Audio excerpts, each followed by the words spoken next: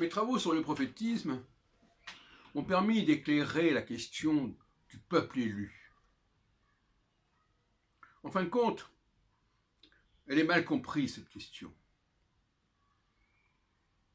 Il ne s'agit pas d'un Dieu qui aurait choisi parmi tous les peuples le peuple juif, ou qu'on l'appellera comme on voudra, mais d'un Dieu qui aura choisi entre deux frères et entre deux peuples, le peuple de Jacob et le peuple d'Ésaü. Et d'ailleurs les prophètes le disent clairement, j'ai préféré Jacob à Ésaü. Ce qui d'ailleurs résonne dans le texte de la Genèse, où effectivement c'est Jacob, bien que né ensuite, enfin bien qu'il soit jumeau, qui a les préférences, qui obtient en tout cas la bénédiction de son père par quelques stratagèmes, avec aidé par sa mère Rebecca. Peu importe. Le peuple élu, ce n'est pas le peuple parmi tous les peuples. C'est le frère préféré à l'autre frère. Et ça change complètement la conception théologique de la chose. Ce n'est pas un Dieu tout-puissant qui connaît tout ce qui se passe dans le monde.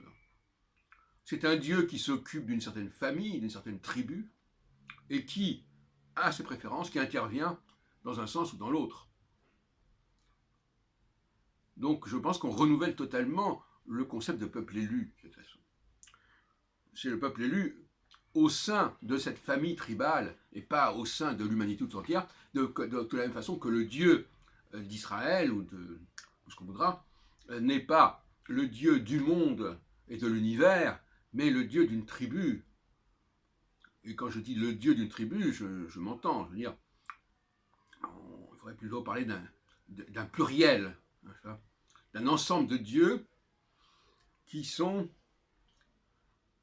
liés à Abraham, Isaac et Jacob, cette trinité qui est exposée dans le livre 3 de l'Exode, dans le chapitre 3 de l'Exode. Et on retrouve dans les psaumes jusque dans les psaumes cette problématique, pas dans beaucoup de psaumes, mais dans certains psaumes on retrouve cette idée, voyez-vous.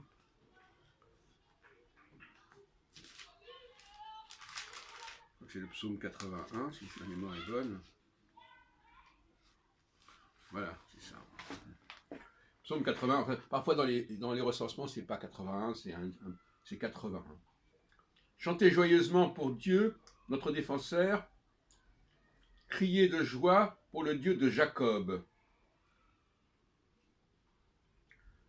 Car c'est une loi pour le peuple d'Israël, une décision du Dieu de Jacob. C'est une règle qu'il a imposée à la famille de Joseph quand il est parti en guerre contre l'Égypte. Donc on retrouve cette fameuse rivalité entre le royaume du Nord et le royaume du Sud. Le royaume du Nord qui est beaucoup plus important, beaucoup plus fertile que le royaume du Sud, qui est montagneux, qui est aride, et qui finalement ne correspond qu'à 2 divisions sur les 12 tribus, Juda et Benjamin. Et en fin de compte, écoute Israël, la Bible est marquée par cette préférence pour Jacob, qui est Jacob Israël, puisque c'est le nom qu'il prend aussi. Et on n'a pas assez signalé ce problème que le royaume d'Israël, il se référait à Jacob. Et que il avait la préférence, finalement, des dieux de ce peuple, de cette tribu. Juda, la marque de Juda dans l'Ancien Testament est très faible, finalement, très faible. Y compris dans la Genèse, puisqu'on voit le récit de ce Jacob qui devient Israël, ce qui est évidemment une invention du royaume du Nord, puisque l'on voit dans l'Exode constamment rappeler on parle de ce peuple comme les Bnei Israël, et même parfois, dans d'autres endroits, les Bnei Yaakov. Donc, il n'y a pas de doute que nous sommes en face d'une domination du royaume du Nord au niveau idéologique, au niveau théologique, au niveau démographique. Alors maintenant, on peut se poser la question de savoir qu'est-ce que sont devenues ces tribus après moins 722, est-ce qu'elles ont été déportées, dispersées, etc., etc. Il y a toutes sortes de choses qu'on peut dire à ce sujet. Mais il est possible aussi qu'elles aient reflué vers le royaume de Juda, ou qu'elles aient été l'amorce d'une diaspora antérieure à la captivité de Babylone, etc. Mais en tout cas, la Bible nous parle de ce peuple élu qui est celui de Jacob, qui est celui de Jacob Israël, et elle ne nous parle pas il n'y a pas d'unité de ce peuple, il faut bien comprendre, n'est-ce pas? Il y a déjà une dualité.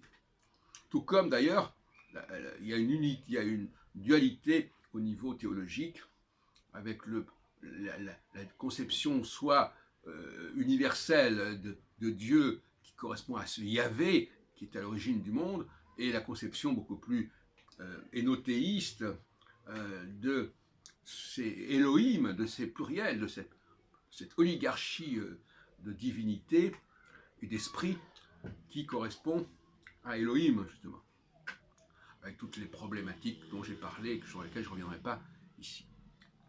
Voilà, donc je ne vais pas me répéter, je dis simplement, le peuple élu, ça doit se comprendre que dans le cadre de la tribu, et non pas au niveau universel, ça me paraît absolument évident, et d'ailleurs dans l'autre psaume que je voulais vous signaler, le psaume 105,